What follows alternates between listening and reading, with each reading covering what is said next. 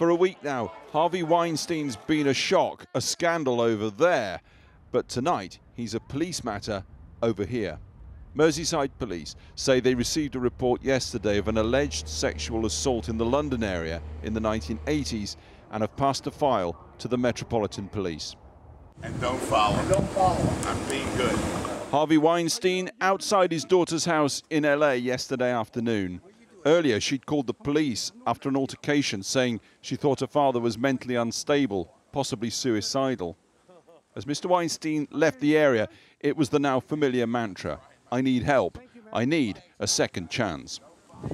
We're glad to see you doing okay. Thank you. Guys, I'm not doing okay. You're not? I'm trying. I gotta get help, guys. You know what? We all make mistakes. Second chance, I hope. Okay? No problem. Thanks, guys. And you know what? I've always been loyal to you guys. Awesome. Not like those treat you like I've been a good guy. Showbiz sites in LA report he's flown by private jet to an Arizona clinic seeking treatment for sex addiction. Around 30 women in the film business now say Harvey Weinstein verbally or physically pressured them for sex or sexually assaulted them, up to and including rape in 3 cases. Mr Weinstein strongly denies this. Overnight, the model Cara Delevingne, actors Heather Graham and Lee Seydoux accused him of sexual assault.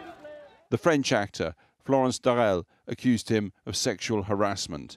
And Kate Beckinsale claims she was just 17 and at school when Mr Weinstein summoned her to the Savoy Hotel in London. I said no to him professionally many times over the years, some of which ended up with him screaming at me, calling me a and making threats.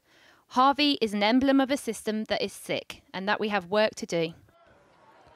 On Saturday, the American Film Academy, the Oscars people, meets in special session, and it may, like BAFTA in the UK, suspend Mr Weinstein. Harry, you sit there and have a drink. Across America, in New York, and the district attorney is now having to explain why they never prosecuted Harvey Weinstein over this covert police recording in 2015. No, yesterday was a kind of aggressive for me.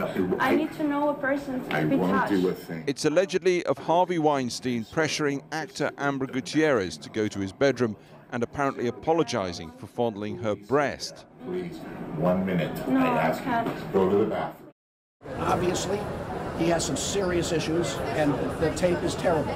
But I, as DA, have to be guided by the evidence and the elements of the crime and my experts in the office. However, tonight, New York police say they are now reviewing all complaints made against Harvey Weinstein.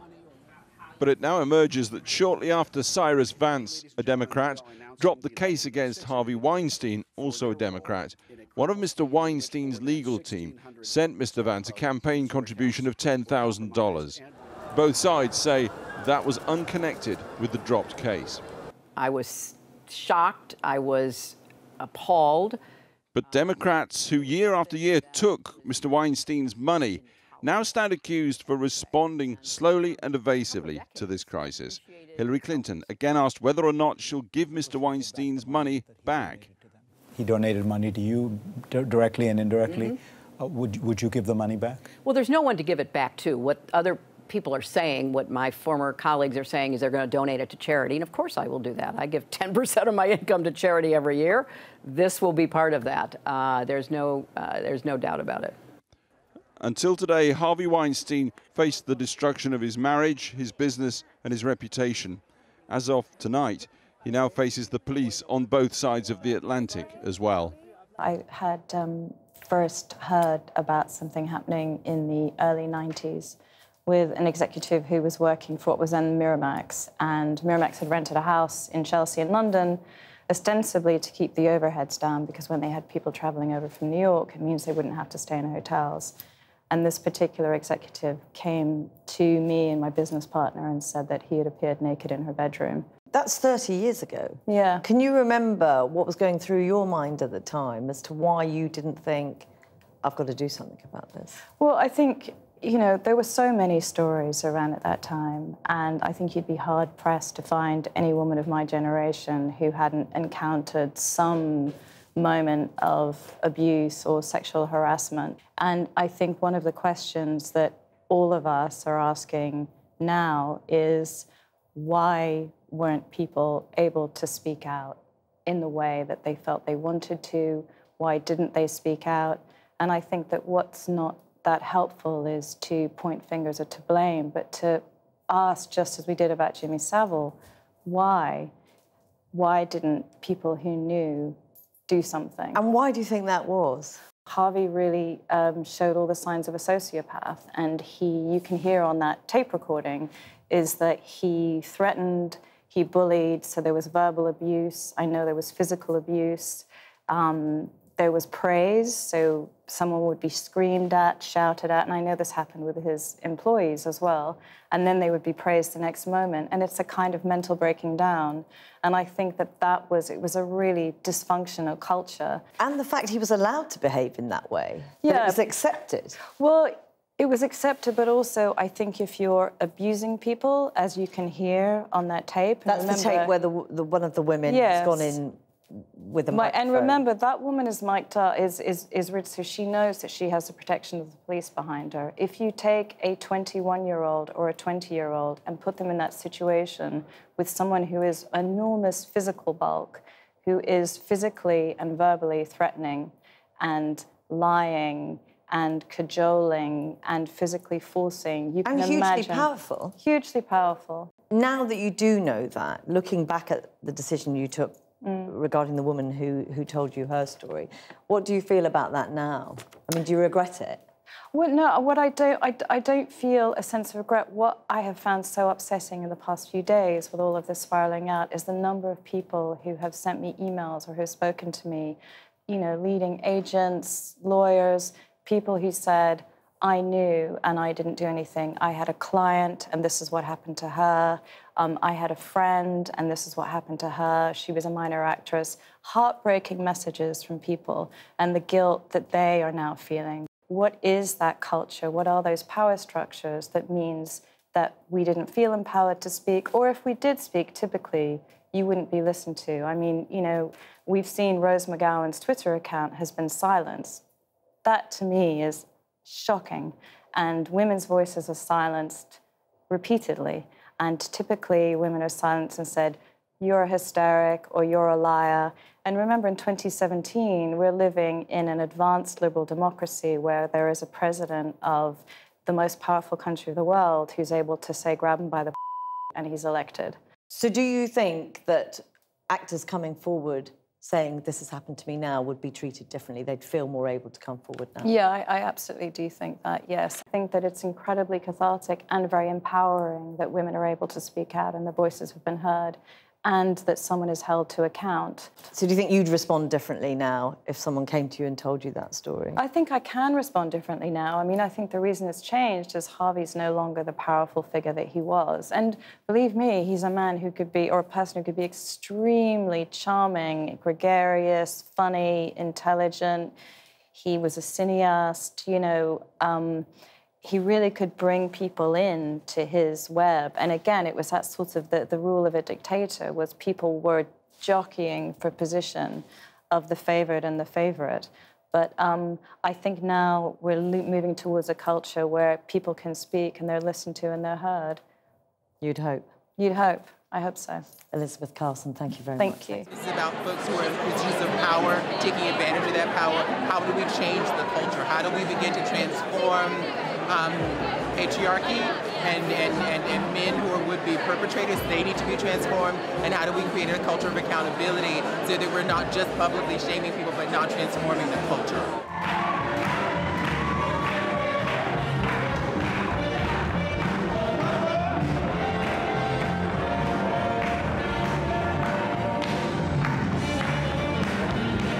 The Harvey Weinstein allegations have done more than rock the film industry. Everywhere, women are quietly whispering among themselves about their own Weinstein moments.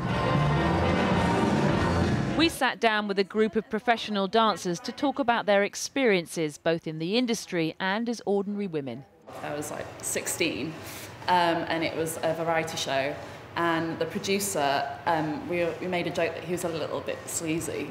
And he said, oh, do you want to come back to my hotel and read through some scripts? And I'm not a stupid girl, but I was like, oh yeah, great.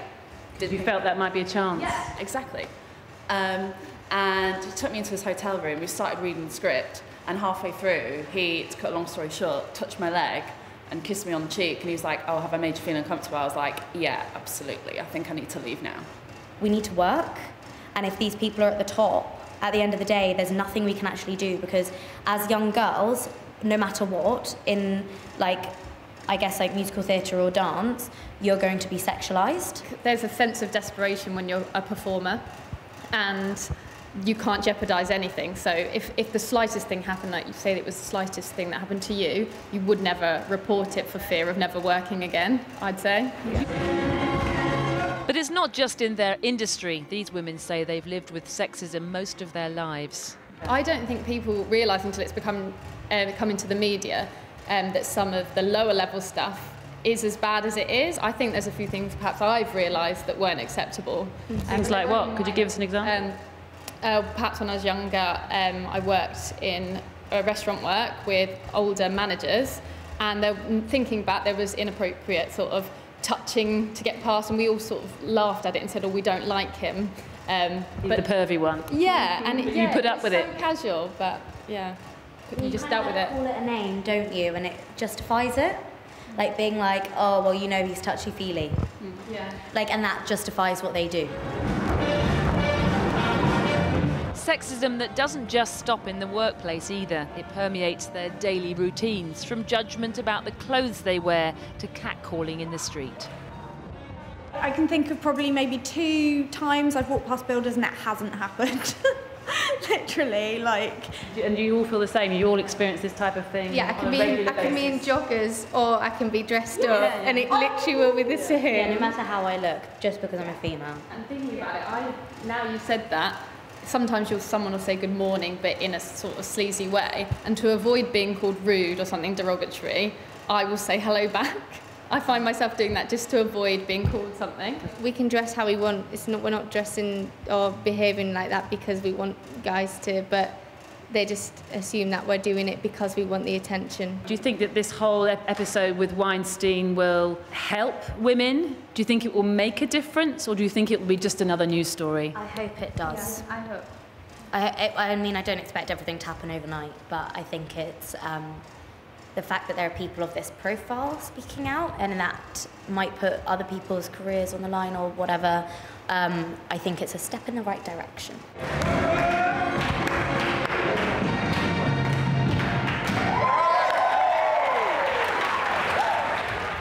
Joining me now from Los Angeles is Nicola Horlick, a financier of films who has invested in Harvey Weinstein's movies. And with me in the studio, the women's rights campaigner, Barbara Toomey, and Times columnist, Jenny Russell. Jenny Russell, can I start with you? Obviously, the allegations around Harvey Weinstein, very well-known producer, and involves some of the best-known women in the world. But as we heard in that film, these stories are depressingly familiar to many women, aren't they? Oh, yes, I don't think it matters where you work. It can be in the city, it can be in a law firm, it can be down your local bar, it can be in a restaurant. It happens to women everywhere, where men are in a position of power. And what they are interested in is not just the women as the employee, but whether they can perform a sexual function for them. And, I mean, are you depressed when you hear those women say, you know, as young girls, no matter what, you're going to be sexualised? You know, we expect harassment. Yes, I am, and actually I think it's a problem that's getting worse from all accounts. There was a survey done last month which MPs reported on, saying that almost 60% of girls in school say that they're continually sexually harassed, they're catcalled, they're groped by boys, and that the schools don't know how to deal with it. And part of the assumption about that is that it may be the influence of the availability of hardcore porn, that boys are learning that girls are there as objects. I mean, that's another element of this, which we can't be confident this is a problem that's going away. I mean, Nicola Horlick, you used to be in the city, and there are many, many grim stories from women about predatory behaviour there. You're now in film itself, finance some of Harvey Weinstein's films. What is the culture like still now there? Well, I think the thing is, at least when you're in a large organisation, there's an HR department, there are boundaries that are set within a large organisation, and how people behave very much comes from the top. The problem with actresses starting out is that they have no one. When they're starting, they don't even have an agent, and they've got to persuade someone to be their agent, they've got to find a manager, and they've got to persuade producers to actually cast them in movies. And so they're in a very, very vulnerable position. And generally speaking, actresses don't start their careers in their 30s or 40s. They're starting in the, when they're 18, 19, 20. So they're young, inexperienced, and very vulnerable. I mean, as Jenny says, I mean, clearly this is as much about power as sex, isn't it? About the power that men have over these young women who are looking for work. Well, that's right. And usually the people at the top are men. There are still very few very prominent female producers or agents or managers in Hollywood or in the film industry in the UK. There are one or two very successful female producers, but not that many, really. Barbara and Toomey, I mean, people are saying this is a watershed moment, this is a moment when things will change. Do you think that's true? I think this is the moment where publicly, for women, for most women, are going to feel brave enough to say what's happened to them, not just women who are famous. But I actually don't think it's really going to change very much, because we've got to change institutions, we've got to take culture. And like, you know, you showed your clip earlier, those things do not happen overnight. Those things takes a lot of time. Those things take commitment and effort, which, you know, we should be seeing from government, we should be seeing from institutions, which we don't see now. And it's boiled down to incidents like this becoming very prevalent, you know, high-profile people speaking out before we're able to publicly have a really honest discussion about women in the workplace and in other areas in life. I mean, Jenny Russell, do you think it's a watershed moment? I think it could be, because the fact is that when you get high-profile cases like this, they do actually change minds. A lot of listeners and viewers tonight will be too young to remember Anita Hill, who was the black woman who said that the Supreme Court judge had sexually harassed her in 1992. And that was the first time the phrase sexual harassment had really entered into the language.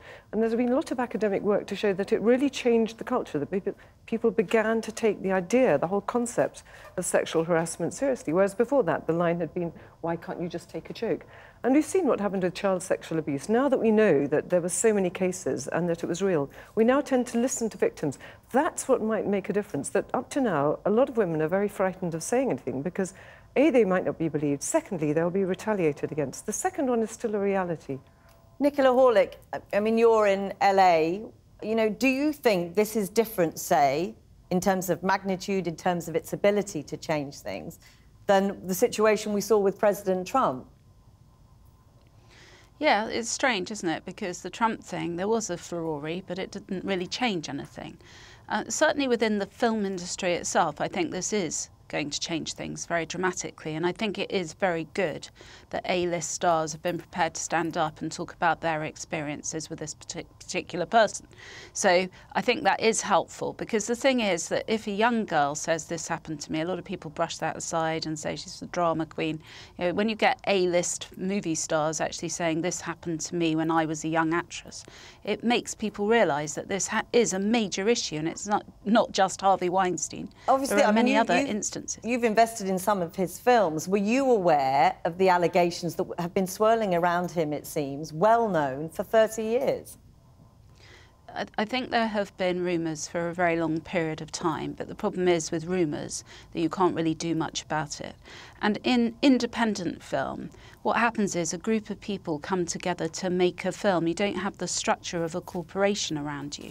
So it's very hard to pin these things down. I think on the flip side, we want to say, obviously these are A-list celebrities, and what happens with sexual assaults is you're left with a lot of residual stuff that goes unresolved for years, and maybe these people have the access to the money, to the institution to actually help them cope. But what happens to the ordinary woman, you know, in our day-to-day lives, who doesn't have the access? You know, we know that the government cuts also mean that people aren't able to access support when sexual assault happens. So that's all things that we need to be talking about if we're really serious about this issue. It's also not enough for companies just to have theoretically wonderful policies. I've spoken to many women who are working now in organisations that have fantastic policies about sexual harassment, but male bosses who are hitting on women, who are groping them, who are sexting them, propositioning them, knocking on their doors. And the women can't report those things at the moment because those men will remain their bosses. And no changing the balance of power is critical, isn't it? That's what's critical. Absolutely. You've got to try and stop sexual abusers before they begin, because it's too late afterwards. Nicola, I'm really sorry. You need more women at the top. That's the thing. Nicola Horlick, on that point, yeah, that's the way it's going to change. We're going to have to end it there. We need more women.